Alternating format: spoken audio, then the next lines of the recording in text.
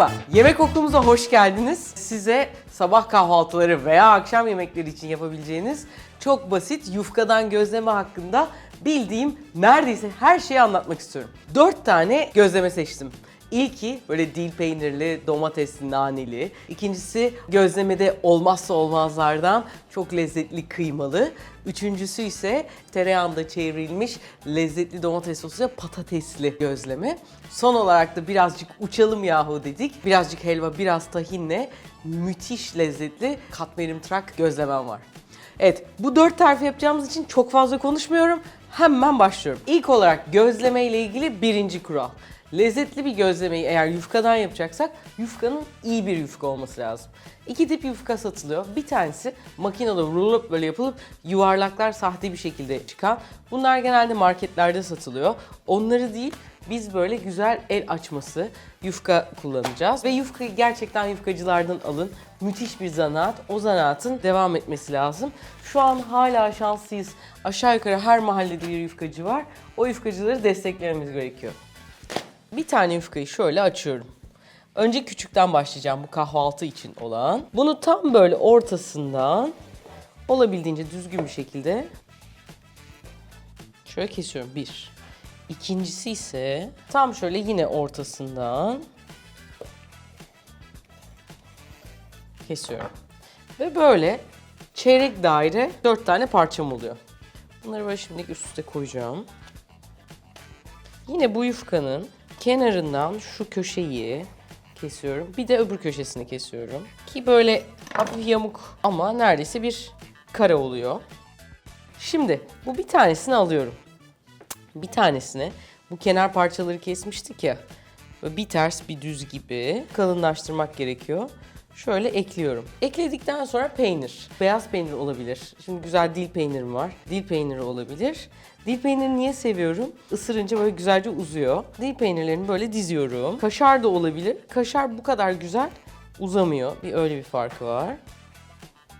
Onu da böyle kesmeyin. Uzunlamasına kullanın. Şimdi mevsimi değil ama bu idealini göstermek için bir tane çeri domates kullanacağım. Onu da böyle ince ince kesiyorum. Daha kalın olmaması lazım. Büyük domatesten yaptığımız zaman yazın ortasındaki sulu kısmı alabiliriz. 4. Sen de gel bakalım 5. 2 parça da şöyle nane. Buraya isterseniz böyle daha büyükleri yapıyorsanız azıcık bir karabiber. Bu kadar. Daha fazla bir şey yok. Hop. Kapatıp bir iki tarafından şöyle 3. Bu da böyle bunu güzelce sarıyor.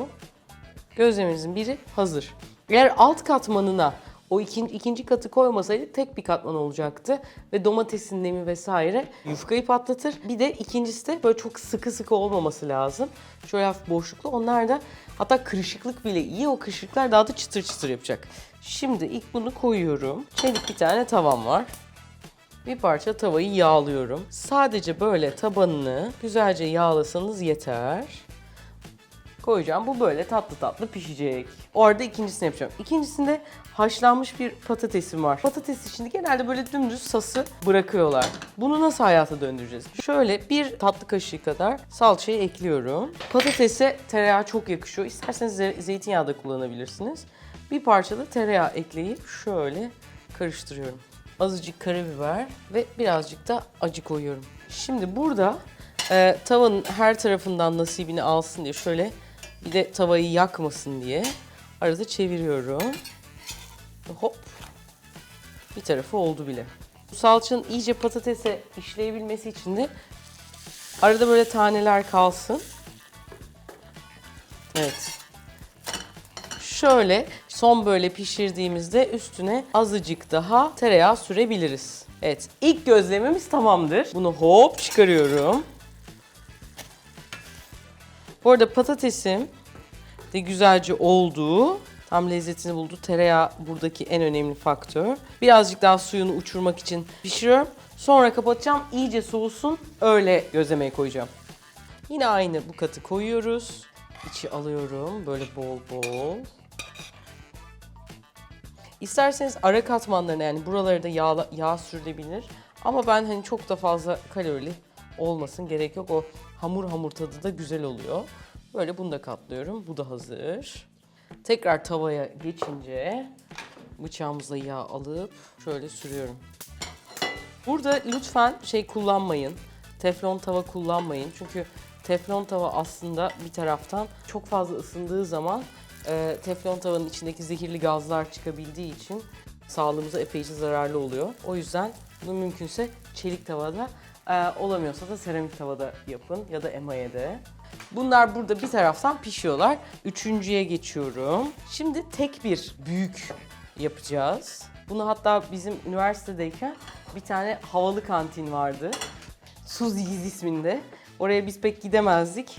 Daha sosyetik olanlar gidiyordu. Orada böyle ilk büyük gözlemeyi orada yemiştim yufkadan. Şöyle kenarlarını kesiyorum. Dört tarafından yufkanın. Şimdi böyle oluyor ya. Tavanın bütün güzelliklerini alıyor. Şöyle hop çeviriyorum.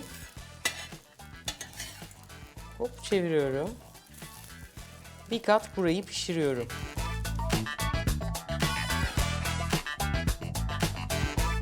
Öbür tarafı daha az yağlı olduğu için daha kuru gözüküyor. Dolayısıyla bunu toparlayabilmek için şöyle bir parça tereyağından üzerine tekrar sürdüm mü patatesli gözlemelerim de hazır. İkincisi de burada. Üçüncüde kıyma var. Şimdi kıyma içi en önemli şey burada. 150 gram kıyma var burada. 150 grama 300 gram. Yani böyle iki çok iri soğandan bahsediyoruz. 150 gram kıymanın tamamını koymayacağım. Şöyle yayıyorum. İstersek buna biraz dil peyniri de ekleriz. Bundan da 2 tane gözleme çıkar. Şöyle yaydım. Buradaki yani ana başarı faktörü 1'e 2 soğan ve sonra altını iyice böyle soğanlar kaybolması lazım, yani şeffaflaşması lazım. Öyle beyaz beyaz gözükmemesi lazım ve de en son altını kapatırken de bir tatlı kaşığı kadar yağ, tereyağı ekliyoruz. Bu da bunun başarısını sağlıyor. Şöyle kapatıyorum. Şöyle kapattım mı kocaman gözleme hazır. Bunu istersek böyle çapraz da kapatabiliriz. O da güzel oluyor. Şimdi illa tereyağı olmak zorunda mı? Benim annem mesela tereyağı çok fazla kullanmayı sevmiyor. O yüzden birazcık bunu da zeytinyağıyla yapacağım. Fırçayla yağı güzelce yayıyorum. Ki bu kadar yağlı bile yapmak zorunda değiliz. Tavanın bütün kenarlarına yayıldı. Ve arada böyle çeviriyorum ki tavanın kenarları yanmasın çok. Şimdi böyle bayağı bir oldu. Çeviriyorum.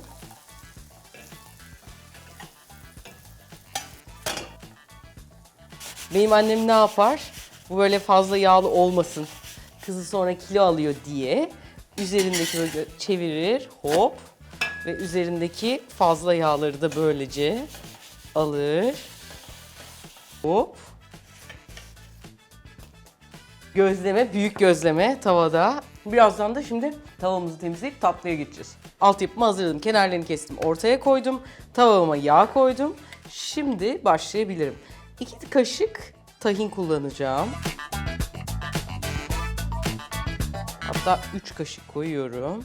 Şöyle kenarlarını da hafif gezdiriyorum. Bunun üstüne çok azıcık, tadını dengelesin diye azıcık, yani böyle 2 tutam şeker serpiyorum, kahverengi şeker. 3-4 tane ceviz koyuyorum.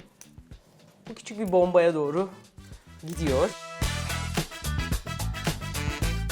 Sonra bunu ben hatta TVN ekibi bırakmış, odamda buldum. Tahin helvası, Bergamalı köylü kadınlar yapıyormuş. Şöyle kibrit kutusundan biraz az şu an ama biraz daha büyük olacak.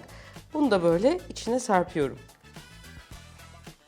Bunda şey diyebiliriz, son pişmanlık ne yarar denebilecek noktaya geliyor. Bunu da böyle kapatıyorum.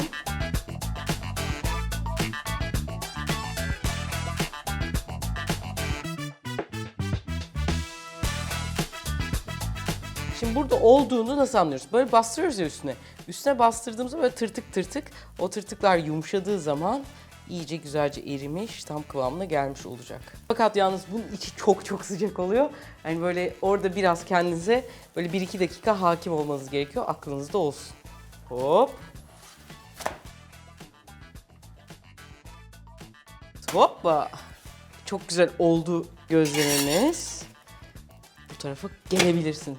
Bunu isterseniz bu arada son dakika üzerine birazcık şeker de eklenebilir. Ben eklemeden de seviyorum, o tuzlu tatlı dengesini severseniz. Bu Antep'te katmerin üstüne yapılan numaradır.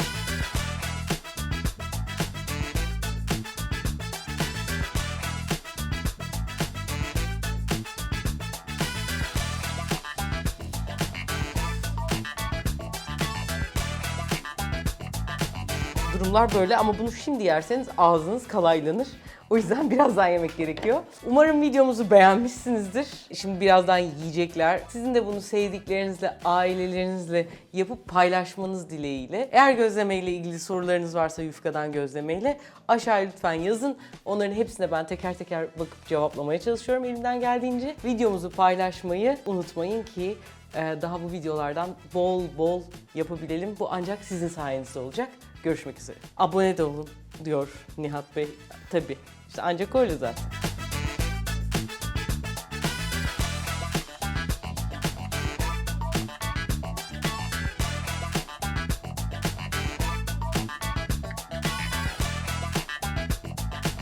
Afiyet şeker bal olsun.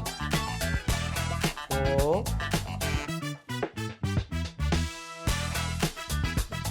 Yemek isteyen.